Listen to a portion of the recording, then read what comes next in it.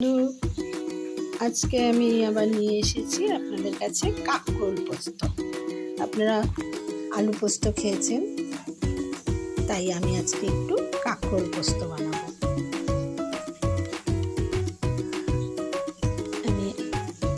আমি কাঁকরোল পোস্ত বানানোর জন্য প্রথমে বলে নিই যে আমি কাঁকরোলটাকে এইভাবে কেটে নিয়েছি, ধুয়ে আলুগুলোকে এইভাবে সমান কেটেছি, একটু টমেটো নিয়েছি, আর এখানে নারকেল দিয়ে এটা বাটা আছে পোস্তটা। আর আমি ইনগ্রিডিয়েন্টসটা একটু দেখিয়ে দিই। এখানে কারি পাতা আছে, কারি পাতাটাকে আমি ভেজে নেব, কিন্তু এখন আমি দেখাচ্ছি। এটা হলুদ আছে, এটা কালো জিরে আছে, এটা নুন, সাদা সর্ষে, চিনি, এখানে আছে কাঁচা লঙ্কা, এটা কালো জিরে আছে, আর এটা কালো সর্ষে আছে, আর এখানে সরষের তেল আছে। এবার আমি আস্তে আস্তে রান্নাটা রেডি করব। প্রথমে আমি এগুলো একটু ফ্রাই করে নেব। ফ্রাই প্যানটা বসিয়েছি, তার মধ্যে একটু এবার তেল ঢেলে দিচ্ছি।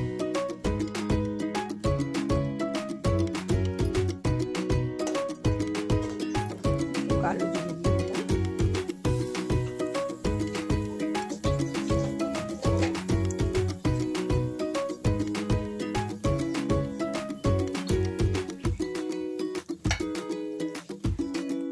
তেলটা গরম হয়ে গেলে আস্তে করে একটু গ্যাসটা বন্ধ করে দিয়ে ছাড়তে হবে, না হলে পরে আবার গায়ে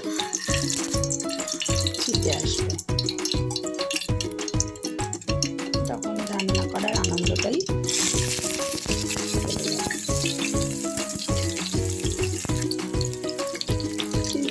সবজি দিয়ে যদি পোস্ত দিয়ে রান্না করে তাহলে রান্নাটা ভালো হয়, আর সিজনের সবজিটা খাওয়া হয়। এখন আমি কাঁকরোলের সময় কাঁকরোল দিয়ে, তার জন্য আমি কাঁকরোল পোস্তটা করছি। যদিও এর মধ্যে একটু আলু দেবো, তবু পুরো আলু পোস্ত না করে আমি এটা একটু অন্যরকমভাবে কাঁকরোল পোস্তটা বানাচ্ছি।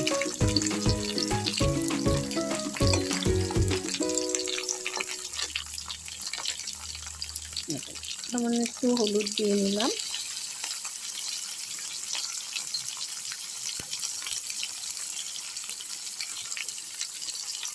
একটু নুন দিয়ে নিচ্ছি,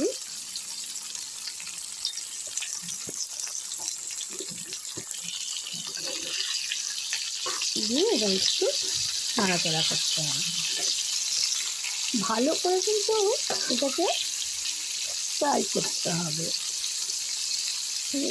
শক্ত পেটে গেলে ভালো লাগবে না খেতে।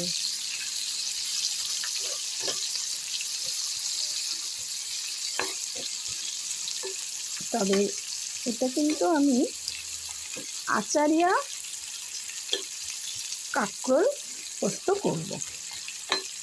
এবার আচারিয়া কাঁকরোল পোস্তটা কীভাবে বানাচ্ছি সেটা আমি আপনাদেরকে দেখাবো।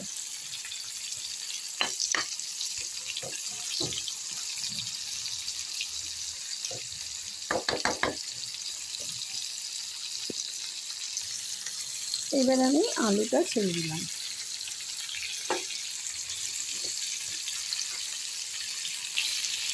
এখানে আলুর পরিমাণটা কম, কারণ আমার মেন ইনগ্রিডিয়েন্টসই হচ্ছে কাঁকরোল, আচারিয়া কাঁকরোল পোস্ত। তা একটু আলু না দিলে পরে গ্রেভি বলুন, স্বাদ বলুন আসতে চায় না, সেই জন্য জাস্ট আমি একটু আলু অল্প একটু দিয়ে নিয়েছি। ইনগ্রিডিয়েন্টসগুলো কিন্তু সবই আমি একটু করে দেবো। দেখুন আমি একটু চিনি দিলাম,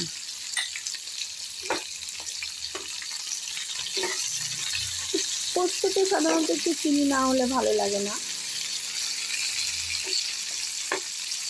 কিন্তু একটু একটু করে আমি সবই দেবো, দিয়ে আপনাদের জন্য একটা ভালো রেসিপি তৈরি করব, যাতে আপনারাও এরকম বানিয়ে খেতে পারেন। এবার কাঁচা লঙ্কা দিলাম,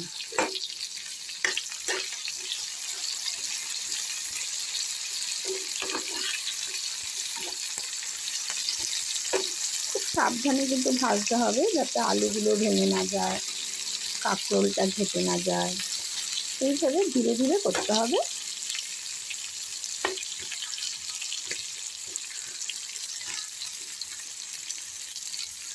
এবার একটু টমেটোটাও দিয়ে দিই। এবার টমেটোটা দিলে কি হলো, দেখতেও ভালো লাগতো, একটা স্বাদও আসবে।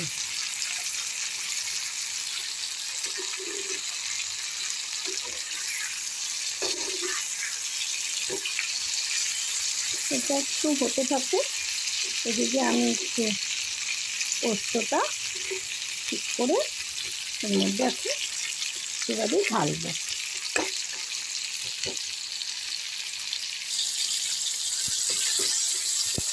হয়ে এসেছে,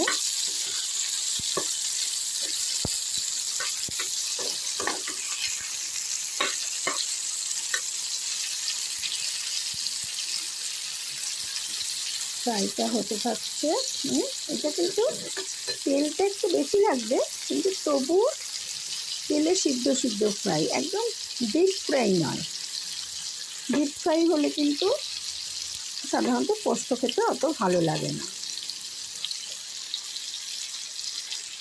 এবার আমি আস্তে আস্তে পোস্ত বাটাটা দিচ্ছি।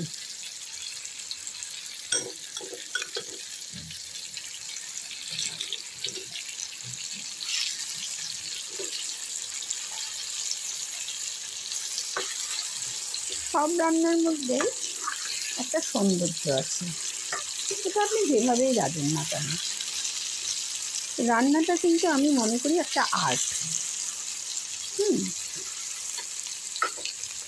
আপনাকে রান্নাটা মন থেকে রান্না করতে হবে, যত্ন করে। এটা আপনি যা দিয়েই যেভাবেই রাঁধুন না কেন, রান্নাটা যদি আপনি করতে ভালোবাসেন আর মন দিয়ে করেন, তাহলে সে রান্নাটাই খেতে ভালো হবে।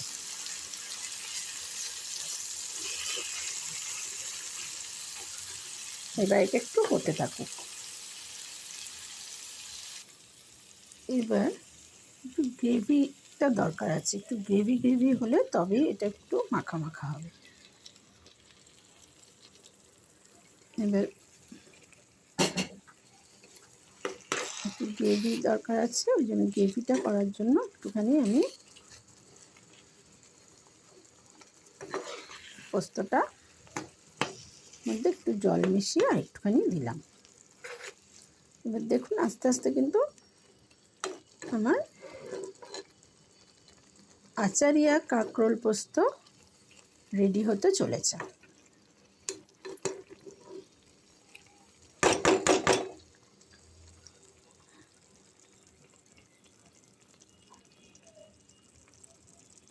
উঠছে, রেডি হচ্ছে, এটা এবার একটু হতে থাকুক। এবার দেখুন এটা হয়ে এসছে, কিন্তু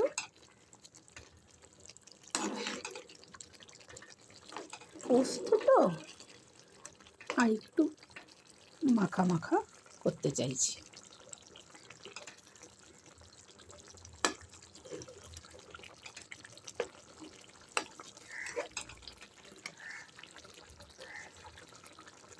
একটু হোক,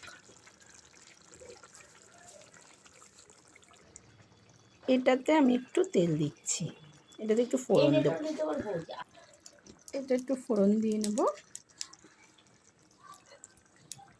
এই যে আপনাদের কাছে সারপ্রাইজ, এইটা কিন্তু এতক্ষণ আমি এই ইনগ্রিডিয়েন্টসটা দেখাইনি। এটা হচ্ছে 5 ফোড়ন, এই 5 ফোড়নটা আমি দেব, তার সাথে কারি পাতা,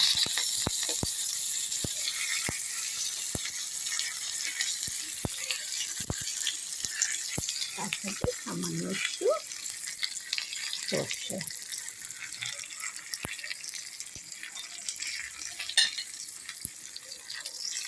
এবার এটা একটু নেড়ে নেব।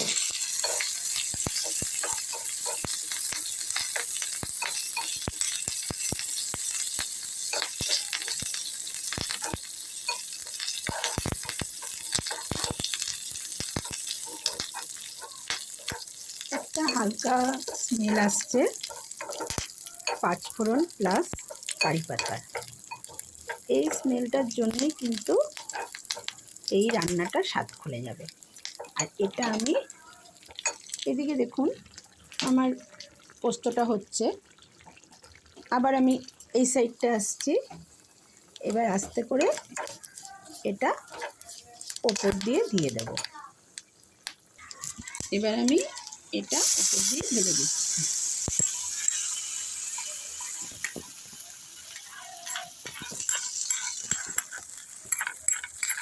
আমার কিন্তু রান্নাটা রেডি হয়ে গেল।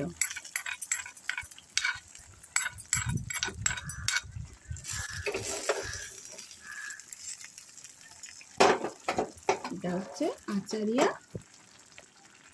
কাঁকরোল পোস্ত।